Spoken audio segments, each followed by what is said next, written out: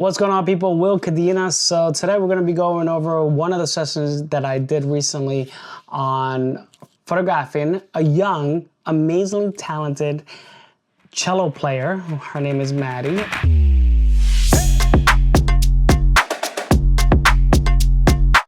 We wanted to do something a little bit more creative. It was like spur of the moment. It wasn't really planned in advance. So, you know, just like in life, things happen. You just gotta adapt real quick to things. So I'm actually gonna show you some images that we captured of her. So I think the final image that made the cut, and again, what you're looking at right now is in camera right now, guys. So the question is, what did I shoot this at? Obviously, you guys can see exactly what I shot it at. It's shutter speed 200 at f10, ISO 50, and I used a 135mm RF lens. So that was the final shot. Again, this is what you're looking at is in camera. I'm not, again, as I mentioned before in my other videos, I'm not really big into retouching and doing all that crazy stuff. I like to let the client see the images once we're done so they can select their final images and then from there, for the final images, depending on their collection and what they're ordering, then we retouch those images. Let me just show you exactly the whole process behind everything. All right, we were pulling up. This is actually at a parking lot at a supermarket, believe it or not. And we saw the sunset. I'm like, you know what? Let's do something a little more creative. Let's just jump out. For me, personally, basic lighting is just either a flash on the far right or far left and rim lighting in some way or another. So let's actually look over the rest of the images. So originally when I got on location, I'm always gonna go back to this. Doesn't matter if you're photographing outside or if you're photographing inside. I wanna get my ambient reading for my camera. So if you're using a light meter will really, you'll learn lighting real quick once you understand how to use a light meter. But if you don't have one, it's okay. Take your camera out, get the overall scene exposure.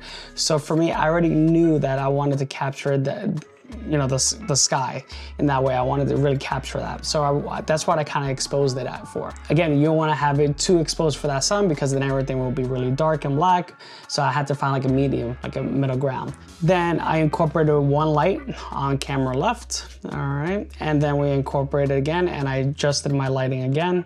And then I really started really just narrowing down exactly how I wanted my exposure. If you look at my settings, nothing really changed. So what I see a lot when I go to conferences or workshops or when I see people on the field, they start changing the f-stops and shutter speeds. Once you have your exposure set, just leave it. Once you have your shutter speed, your f-stop, your ISO, just lock it down. Again, these are tips that I train my team members in this way, so you're not overthinking about things. So I already knew my shutter speed is that. All right, I'm not into high-speed sync. I don't really shoot high-speed sync. If you shoot high-speed sync, that's awesome. But again, I shoot very basic when it comes to the camera. Shutter speed 200, I'm not changing that. F-stop, I already know is F10. If you like to shoot wide open, 2.8, 1.2, that's up to you, but this is how I set mine up. Usually my numbers are anywhere between F8 to F11 to F22 sometimes. Again, it's my style of shooting. From there, I already knew I had to have my ISO nice and low. Again, that's preference. The lens choice is really up to you. For me, at the moment in time, I'm like a 135mm made the most sense. So I left it as is.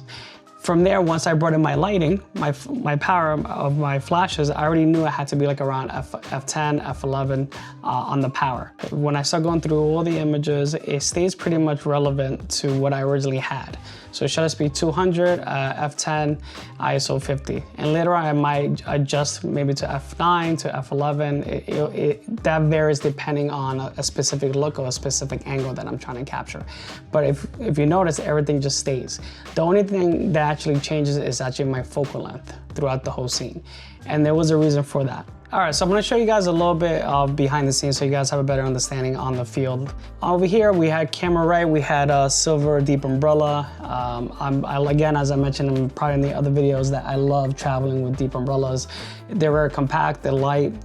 This one in particular, it's a silver interior, which from Westcott. And the reason why I like using silver, it gives you a little bit more of a punchier feel to the images. It gives you a little bit more power because again, there's more reflectiveness in it. So, and this also has as a diffuser. And the reason why I'm using a diffuser because I'm bringing the light really close and I want to have like a really soft lighting on her. On the left of her, all right, and behind her, you see like a speed light. So that's a speed light, it's all hard light, no modifier.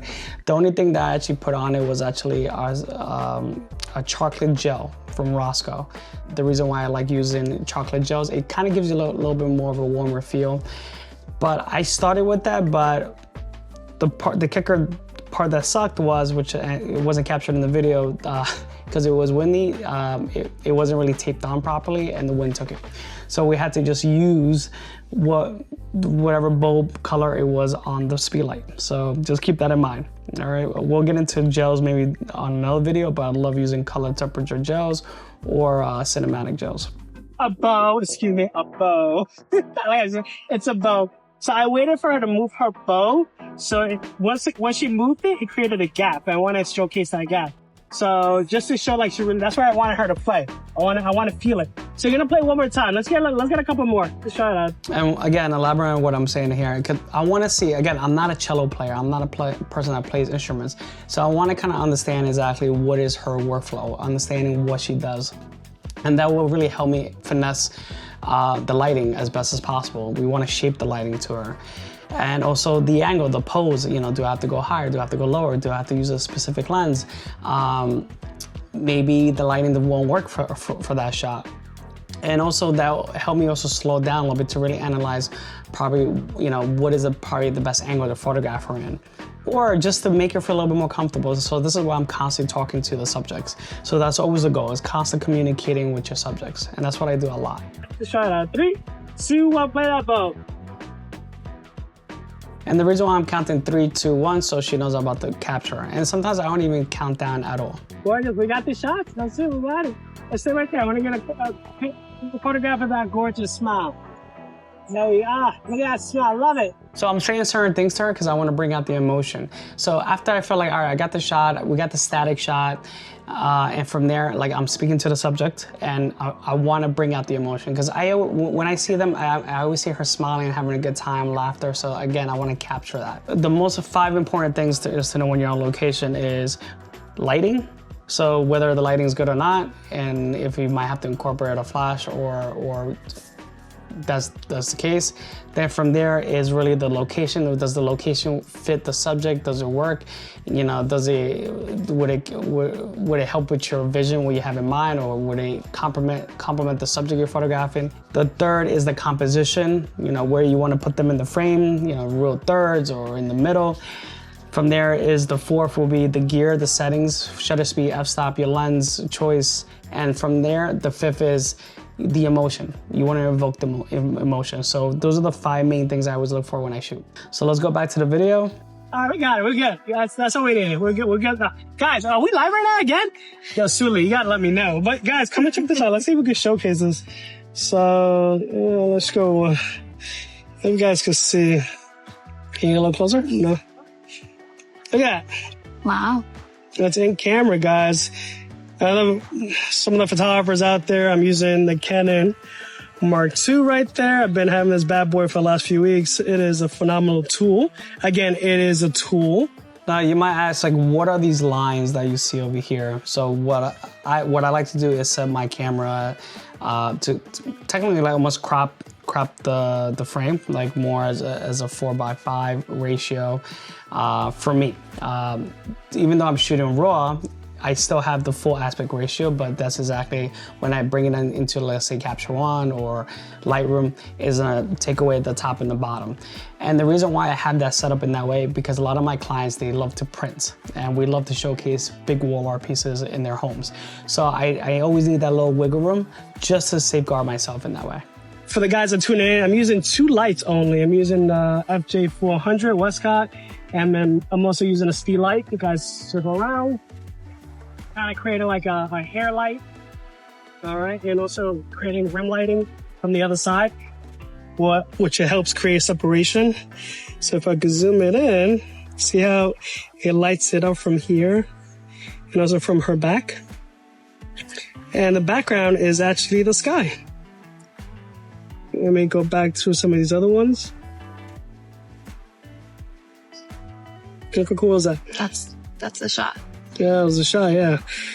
And like tune in, we shot a couple of different ones. Again, we're trial based. So originally we started with this, you know, we get the overall exposure. And I thought by using a 135 millimeter was nice, but check it out. This is the 135 millimeter. And I was like, you know what? Maybe if I got another lens a little bit more wider, this is the 85 millimeter. And again, I was already shooting low. Now the question is, Will, what are you shooting at? Are you shooting wide open? No, guys, I always, from my typical numbers are anywhere from like f8 to all the way to f22. So those are my settings. ISO is 50. So yeah, I mean, that's the idea, guys. Majority of my settings are pretty much all the same. It's like whether the shoot is, let's say, family portraits are anywhere between, you know, f8 to possibly f11. If I do something more like outside, like broad daylight, let's say 1 o'clock or 2 p.m. in the afternoon, I'm already ISO 50 or ISO 100, a shutter speed 200, anywhere between f11 to all the way to f16, sometimes f22. So those are my numbers when it's like broad daylight. And when I'm shooting inside, like say, let's say room shots or I don't know, let's say candids on the dance floor if I'm photographing a wedding or a corporate event. My numbers, my ISOs are anywhere between, let's say 1250 to possibly 2000 ISO. F-stop wise, it could be anywhere between f4 to maybe like 5, 6.5. And shutter speed could be anywhere between 60th of a second to maybe 1/25th or 1/60th of a second. So again, those are the settings I use. I keep things very basic because at the end of the day, I want to make sure I can focus my energy on the clients and I can really focus on finessing on the shot, like the pose, the fingers, or if the ring is crooked or the collar is down. So those are little things that I'm constantly paying attention for. So, and the composition, most importantly. So again, going over what we shot. So, and you can see the progression on the shots. It's amazing from a 135 millimeter lens from here, and I switch it to an 85 millimeter from there. Look at the difference. Again, it's always great to have nice, you know, tools and stuff like that, but also, you know, sometimes it's overwhelming. Sometimes keeping it simple. So look at the hair light from her, from the back. And again, this what you're looking at it hasn't been retouched. This is all in camera, guys. That's it. So guys, thanks for watching. Hopefully you learned 1 or 2 things from this. And again, we're just keeping it real, showcasing what I do and letting you know, some of the hiccups and no hiccups. Bye, guys.